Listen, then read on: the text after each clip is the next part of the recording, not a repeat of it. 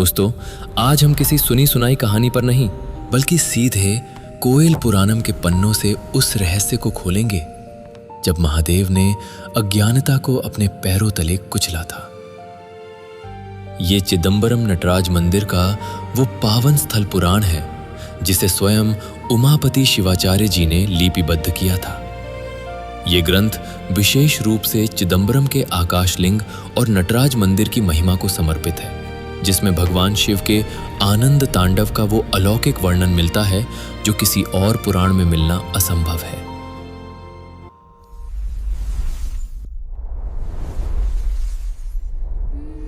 कथा है उस समय की जब संसार में केवल धर्म ही नहीं, अहंकार भी अपनी सीमाएं लांघ रहा था।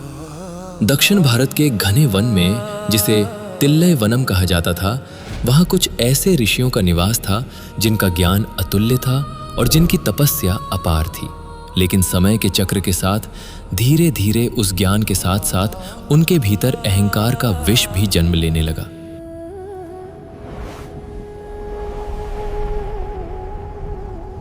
उन्हें अपनी तपस्या और मंत्रों की प्रचंड शक्ति पर इतना घमंड हो गया था कि वे साधारण मनुष्यों को तो छोड़िए, स्वयं ईश्वर को भी अपने समक्ष तुच्छ समझने लगे थे। केवल कर्म और यज्ञ ही सर्वोपरि है। न हमें सृष्टि रचयिता की परवाह थी, न पालनकर्ता की और न ही संहारकर्ता की।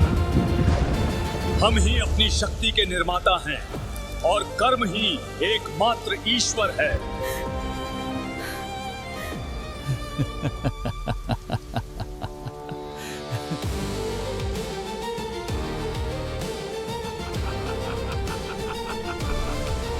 लेकिन इतिहास गवाह है, जब अहंकार की प्रचंड शक्तियां अपने विवेक से शून्य हो जाती हैं तो उनका अंत भी उसी क्षण नियत हो जाता है। क्योंकि जब अंधकार खुद को सूरज समझने लगे तब सवेरा होना अनिवार्य है। पार्वती पते नमो पार्वती पते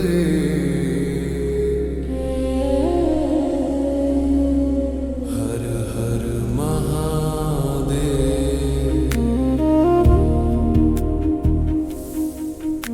महेशं सुरेशं सुरारातिनाशं विभुं विश्वनाथं विभूत्यङ्गभूषं विरूपाक्षमिन्द्वर्कवह्नित्रिनेत्रं सदानन्दमीडे प्रभु पञ्चवक्त्रम्। नमस्ते नमस्ते विभो विश्वमूर्ते, नमस्ते नमस्ते चिदानन्दमूर्ते।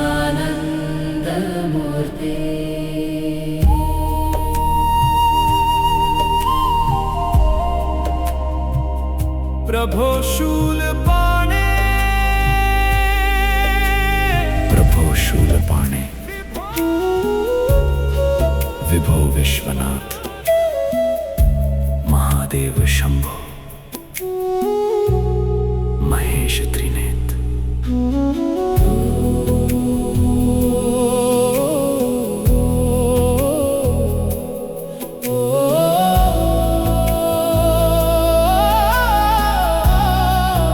तब कैलाशपति भगवान शिव ने इन ऋषियों के इसी पाखंड और अहंकार को तोड़ने के लिए एक ऐसी लीला रची जो युद्ध से नहीं बल्कि सत्य के बोध से शुरू होनी थी।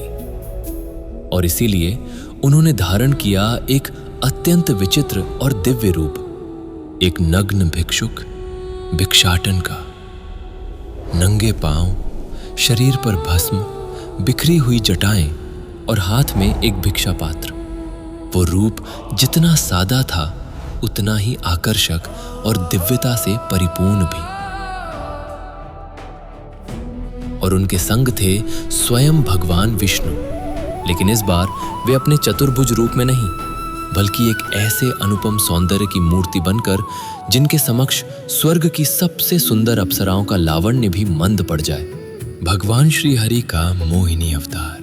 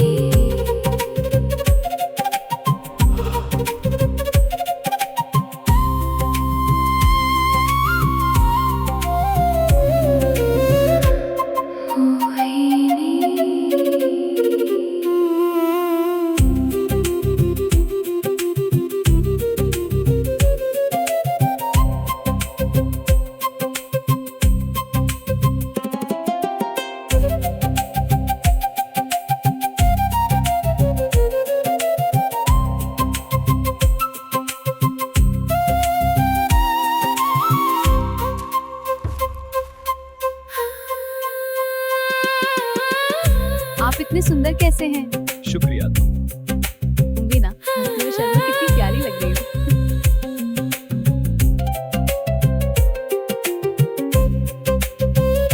आपके पास बैठ सकते हैं? बस करो।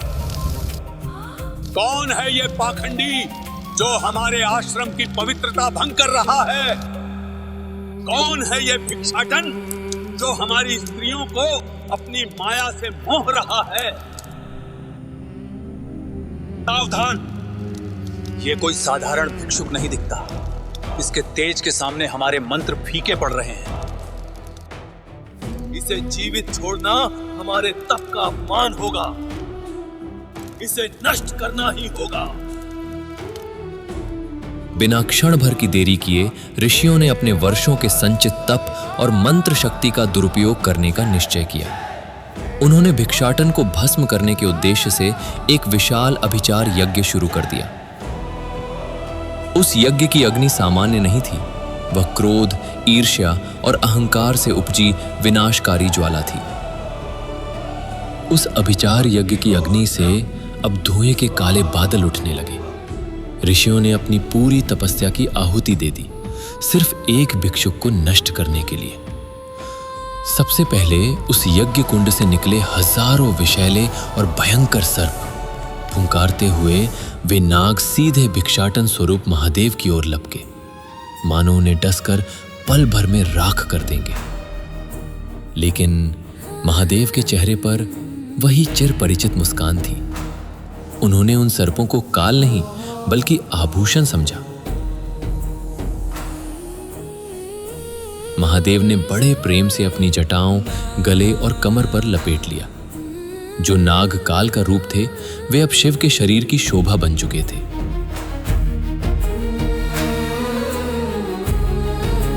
ये दृश्य देख ऋषियों के क्रोध ने अब सीमाएं लांघ दी थी।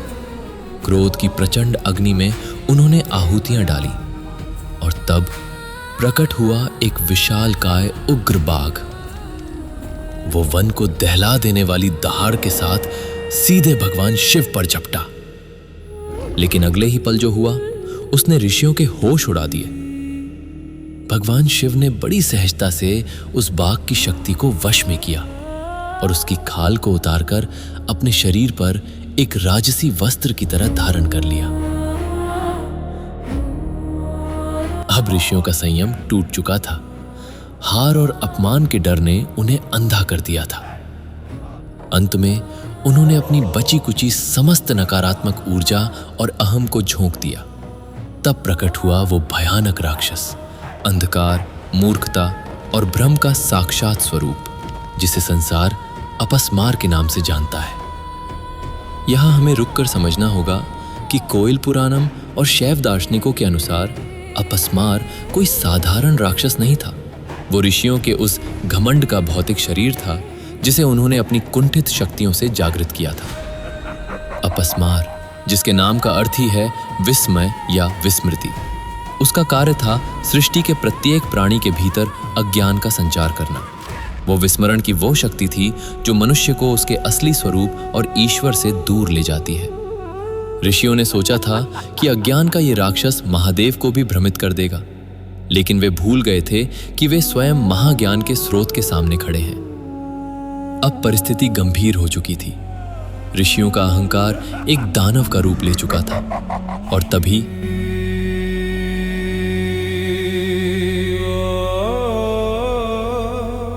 शिवकांत शंभो शशांकार्धमौले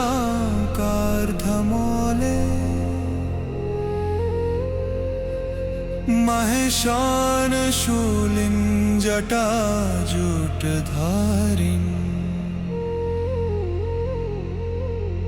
त्वमेको जगव्यापको विश्वरूप प्रसीद प्रसीद प्रभो पूर्णरूप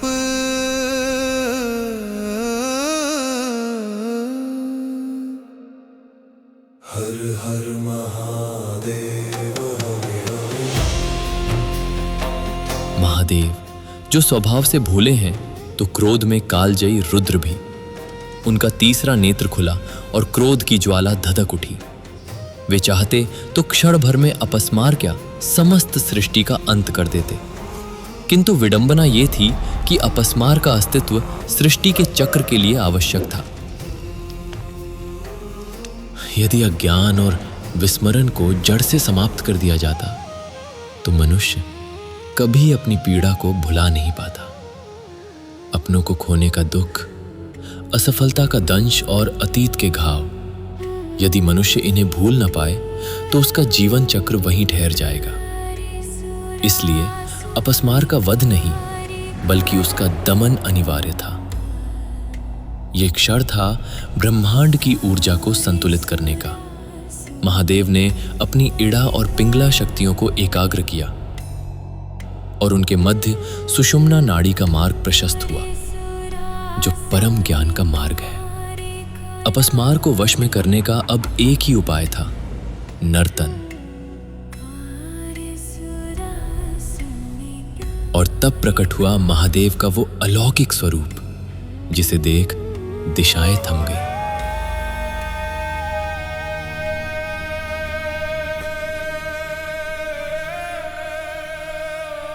जटाएं चारों ओर ऐसे लहरा रही थीं मानो आकाश की गंगा धरती पर उतरने को आतुर हो। मस्तक पर अर्धचंद्र, गले में विषैले नागों का हार और कमर में वही बाघ की खाल। वो दानव जो पूरे ब्रह्मांड को भ्रमित करने चला था, जड़ हो गया।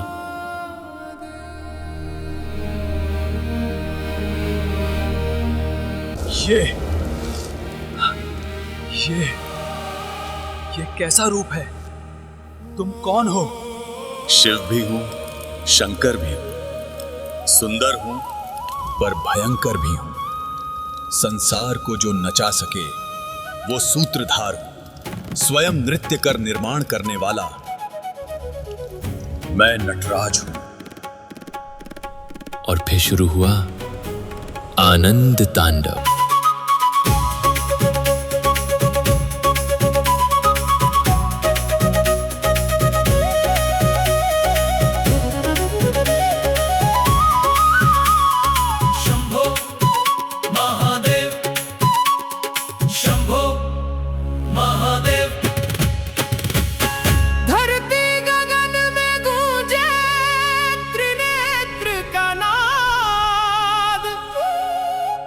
विश्व रूप में नाचे नटराज विराज।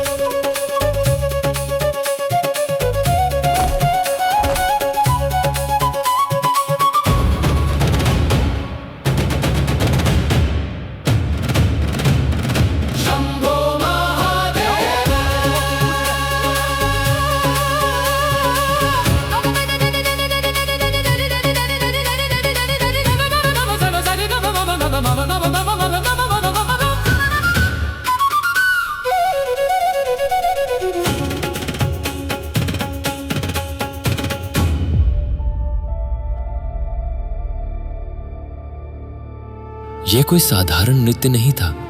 हर एक थिरकन सृष्टि को जन्म दे रही थी। हर एक पदचाप ब्रह्मांड को स्पंदित कर रही थी।